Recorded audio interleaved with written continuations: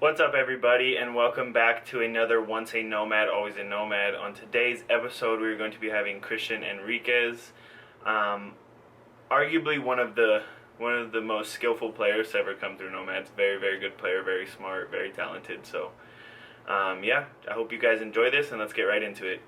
What's up, everybody, and welcome back to another Once a Nomad, Always a Nomad. I am here today with Christian Enriquez. Christian, go ahead and introduce yourself. What's up? My name is Christian Enriquez, and I'm here in San Diego, and I was born here and raised in San Diego as well. All right. Yeah. Again, so obviously, we like. I love doing these episodes. You know what I mean? Derek watched a few of them now, and he absolutely loves them. So the one with Robert brought a tear to his eye. Um, I mean, we know Robbie was his favorite, so. Yeah, he did. He got a little. I just remember he dinked him in the head, bro, back then. Uh, so yeah, bro. All right. Yeah. Just so go ahead and take us like all the way back to the beginning when you were just starting out with soccer. Like, how young were you, and where did you start off? Yeah.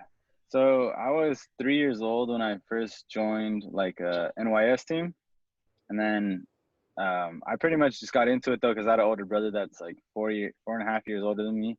So like ever since I could walk, he would always be like kicking a ball at me, and that's kind of like I was kind of like born into it to begin with because my brother has loved soccer since he was 4 years old. So it's kind of a good thing. It felt natural from the beginning. But from there, I played AYSO until I was like 6, and then at 6 years old, I started playing club with Chula Vista Rangers at the time, and I played there for probably like maybe like I want to say 3 to 4 years till I was like 11, and that's when I first joined Nomads. Back when Melvin Cuellar had a team, David Armstrong also had a team, and David Nunez. Yeah. So that's kind of how I got into it. And what was cool about it is that I was playing a year up, so I could play with David Armstrong or Melvin, but I also could play with David Nunez on like tournaments. So I joined probably when I was like roughly like 11 years old, Nomads. And then after that, I played a little bit with Pateadores, but then once it came to the 16s and 18s academy, I played with Nomads before going to college. Yeah. That's like my club history. Yeah. I mean, yeah. That's. I mean, I remember when you guys first came over because Tommy was on your guys' team. Um, Yeah, so that team. I mean, that team was pretty loaded. Going State Cup finals, Dallas Cup finals, all the big tournaments. You guys were pretty much in the final of. So it was pretty cool to see. But yeah, I mean, like as far as like like what brought you to Nomads? Like, what would you say? Like, was it like you had choices to play elsewhere, or was it just kind of like the way things went? yeah. So I remember when I was younger, like I think most kids go through this is when you're playing with your local club team, which like locally it was Chula Vista Rangers and like Bonita Rebels. That was the closest thing to my house. And I knew about Nomads because of my older brother. He was playing there, and you just kind of go through and you're like, I want to go on a better team. And at that time, at that age, like Nomads with all their club teams were pretty much like the more dominant of like San Diego and pretty much just like California to begin with. Yeah, So I just decided like, well, my brother was already there, so it made sense to be able to go and train at the same place. And yeah, that's like the first thing. Just hearing that they were probably like the better clubs to go to. And to me, I always wanted like a challenge, especially at a small age. So that was like that was kind of like what they were known for, and they're still known for those days, having like the best youth teams. I mean that happens with a lot of players in the local area in San Diego. Definitely when they play against Nomads, I mean even Chris Doc said he was up in the Bay Area and he played against Nomads, and like when they came down to play in the Thanksgiving tournament, he was like, man, like I want to play for that team. Like just Yeah, teams see like our culture even within our younger teams that we want to win. Like we are heavy on winning. yeah, dude. I actually remember the one of the times when I was with Rangers. We were like competing in the same league though, but we would play kind of like their strongest team in tournaments. Mm. And dude, they would smack us, bro. Like 4-0, 5-0. Like it was not. That's why I was all right, bro. It's time for me to go. I need to go join them. But yeah, it's definitely true, bro. Yeah, I mean that's funny. I mean I just remember like especially like from your age up, even the teams past my age, all in that little area of time. Like we had a lot of good teams, and and we just kind of dragged in a lot of the best players in the area. But obviously now, with the academy and the residency and stuff, we bring in people from outside the area now, which is I think why we've been able to continue like our success at a high level. Yeah, that's facts. All right. So, I mean, like you said, you said you were about 11 years old when you first came to Nomads. I mean, if you remember, what was that? What was that like? What was that feeling like when you first came over to us? I mean, I was a little nervous to begin with because I mean, I knew through playing against them like who was good already, you know. So Yeah. it was just kind of coming in knowing that the majority of the team is like pretty talented, and yeah, just I was a bit nervous, but just like everything felt good there. Like all the teams are like good. All the teams are training, and the nicest. I mean, the grass is super nice, Yeah. and like, but for sure, nerves. That was the first thing because I mean, at that age, like you have to be a little nervous. Like you're not used, you haven't experienced enough yet, but that's pretty much it. Yeah, definitely. And a lot of the guys talk about like, especially coming from other local clubs. I mean, like we had some guys coming from Cholos who are kind of used to like playing at a high level. But just kind of like if you like the guys who were coming from local clubs to Nomads, they said, the first couple of weeks they were there, just the level change from the trainings where they were at to the trainings now at Nomads was Yeah, something they like took a little while to get used to. no, that's true for sure. It's like I mean, everywhere you go, I guess in general, like it's a lot faster. And at that age, like you'd be surprised, and definitely took a little bit of getting used to, but I mean, I ended up staying, so I ended up making it the first time around. So yeah, Yeah, I mean, so we kind of got into like what it was like when you first got there. But as far as like the entire time you spent with Nomads, like what was that experience like for you? for sure, probably where I grew most, because I mean, every player has like their sort of like confidence in their position, right? And I was more of just always wanting to be like the 10, the one that just attacks, hardly defends, and just understanding that role. So like when I got there, that's for sure like what I owe Derek the most credit to is because he forced me to play positions that like I mean you wouldn't see yourself playing unless someone tells you like, hey, do this. And then if I would ask why, he would actually like take the time to explain like all of the benefits that can happen from me playing a certain position. He wasn't like, oh, we already have a 10, like now you got to play back there. Like no, it wasn't anything like that. He was like, in order for you to play like any position with like more skill, more understanding, Mm. um, it's good to be like well rounded in like various positions in the middle. And so like he's the person that introduced me to all of that. And that's like in terms of soccer, that's probably where I grew the most because like forced me to understand. And then what was good too is the fact that with the whole trainings in the mornings and stuff that he like implemented with the online school, like I took advantage of that, and also took advantage of how he had the relationship with Cholos at the time. So like I would go train over there. So I was just getting in like as many trainings as possible, and that's pretty much it in terms of soccer. And obviously, like in terms of the people you meet there, it's like I'm still like best friends with a bunch of these people that were at Nomad. I still hang out with them to this day.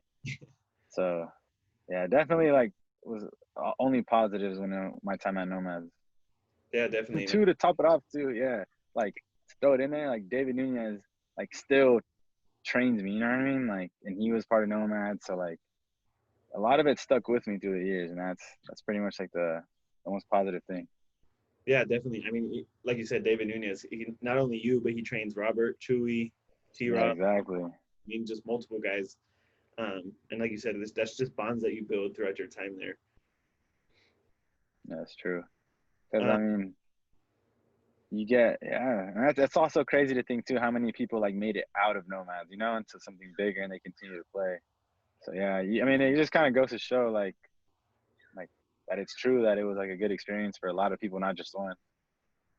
yeah, definitely. I think I don't remember who I was talking with that. I think I was talking to Robert about that.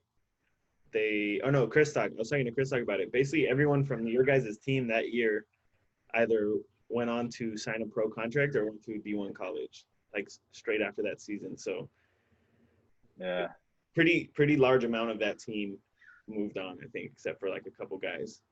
But even that's then, bad. like that's an accomplishment in itself to have Yeah, the majority of one team all be either pro or playing in a D1 college.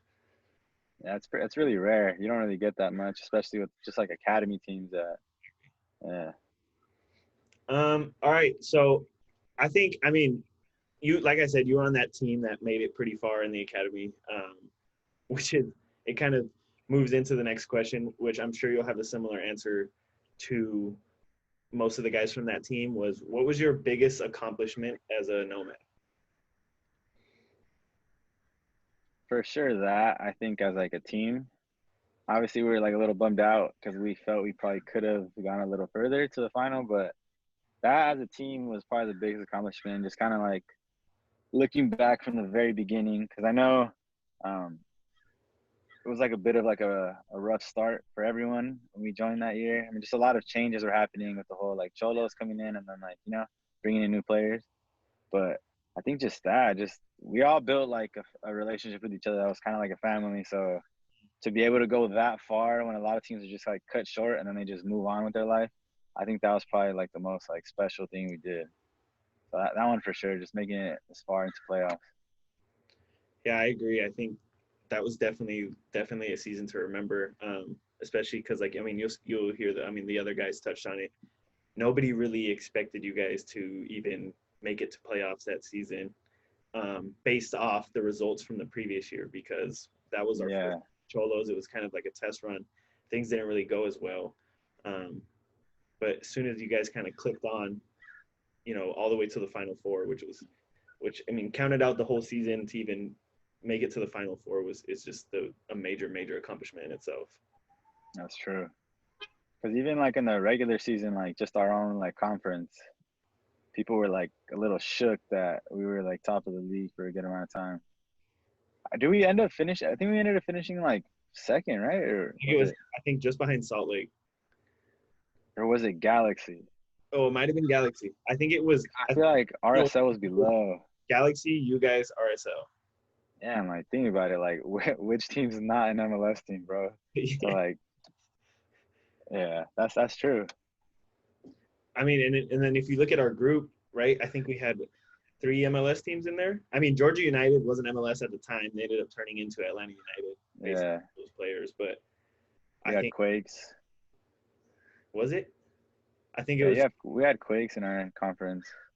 Yeah, definitely. I mean, they. I think I'm not sure when it was, but the DA voted as like that Southwest division, which was the one that we played in, is the hardest division in the country because we play the most games because weather's not a factor for us, so we're playing almost double the amount of games as everybody else. That's And true. I and never thought about it like that either. yeah, like that's why I remember we were always struggling trying to figure out points per game because we would play like 38 games, and you have teams on the East Coast who played like 21. I feel you. Yeah, So that's true. Because then it come time to like the Florida showcase, and you play against teams from over there, and like, I mean, not saying that they were like bad or anything, but you could kind of see who was dominating in terms of like, it was most of the time like the West Coast. exactly, yeah. All right, so just moving back into the questions, we got into your biggest accomplishment. What would you say, like, personally, is your favorite memory with the club? But just before that, I always like to, like, in this segment, I've been telling people my favorite memory uh, Yeah. with them. For me, with you, definitely just that season. I think I like teaching people how to shoot free kicks. I think Oh yeah. I personally think I'm half decent at shooting free kicks, and I like teaching people and working. And I think your willingness to like actually want to learn and like ask questions and how to hit them better or how to do this, like that was something that was like, oh dang, like you and Robert, what I mean, you guys are the only ones who kind of really wanted to learn. So that was pretty cool for me. Oh yeah, bro. You over here putting it 35 yards out, banging it over a wall. Of course I'm gonna ask questions, bro.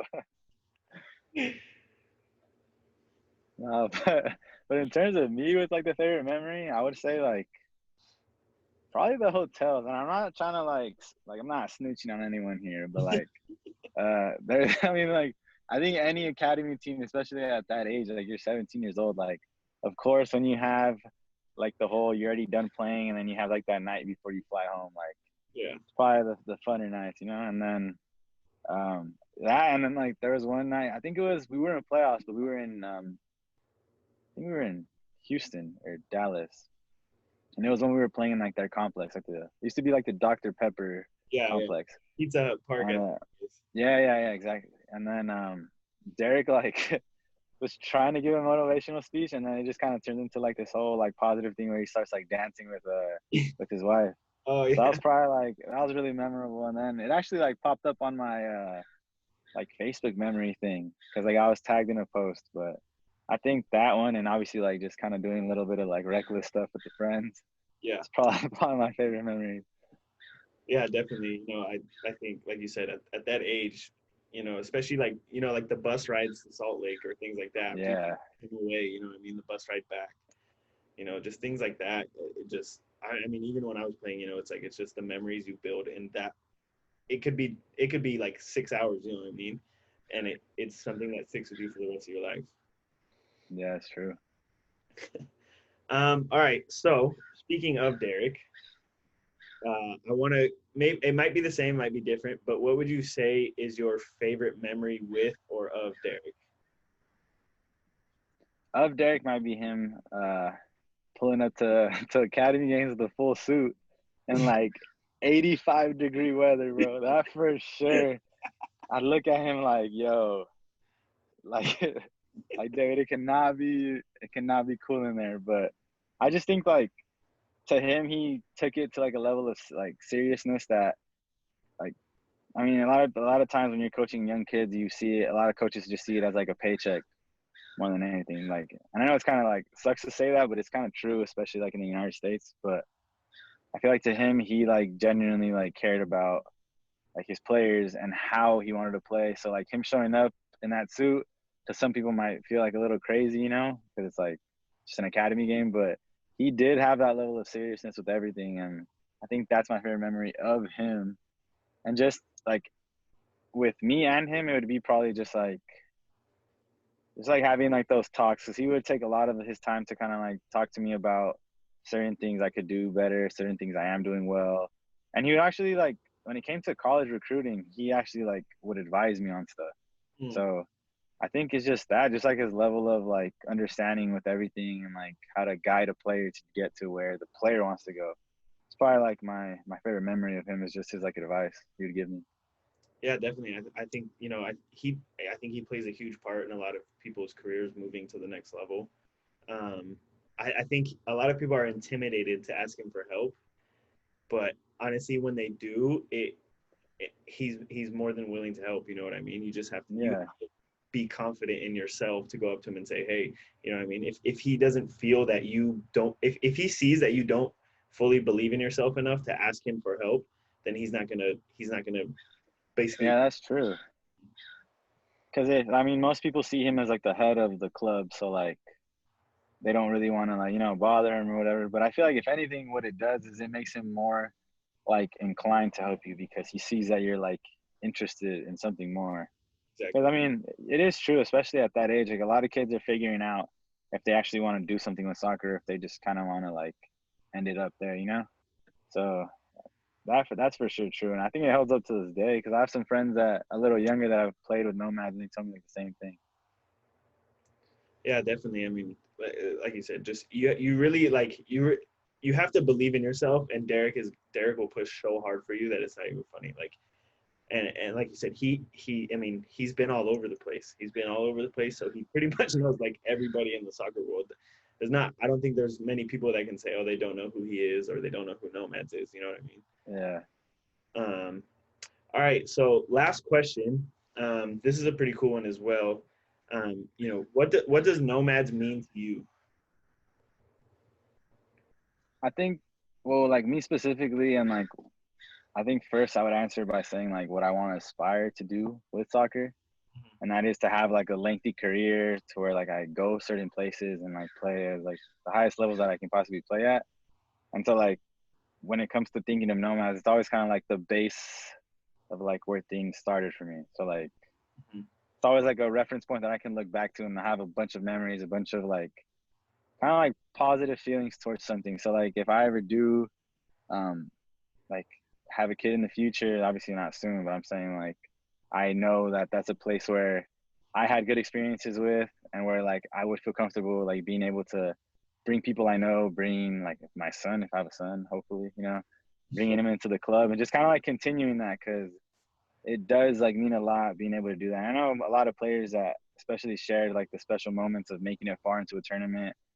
They all like, we all miss each other. Like I feel like if there was like ever a reunion, everyone's down to like pull up and have one. So it kind of like it kind of just means like more like a family type thing more than it is like family before soccer, and then soccer comes along with it. But I think that's probably my answer with that. Yeah, definitely. And Robert also mentioned a reunion. So I think maybe after all this is over, I can try to set something up and we can do like a reunion pickup game or something. Yeah, that'd Get be sick. That'd get be some sick. alumni and see if we can get like your guys' team out there. You know what I mean? We'll do alumni versus the DA. Starting 11 with like some of us hella overweight. Well, I got no room to talk on that one, so. There you go. Yeah, man. I mean, yeah, I definitely agree. I think you kind of touched on pretty much what a lot of the other guys have touched on: family, opportunity, memories. And Nomads kind of sticks with them forever. Yeah, that's facts. All right, bro. Well, yeah, thank you so much for taking the time out of your day to come on here and answer these questions. I know Derek's gonna love this one, so just to get another one down, I'm sure he'll be happy to hear from you and stuff like that. So, yeah, just thank you again for coming on. I appreciate for having me, bro. And David, or if Derek's watching this, best wishes, Derek. Hope to see you soon once all this is over. But yeah, bro. Thanks again. Yep. All right, guys, that's gonna wrap it up for today's episode, and I will see you on the next video. Thank you guys so much for watching this video. Please like, subscribe, and there will be many more to come. So we look forward to seeing you back on the next video.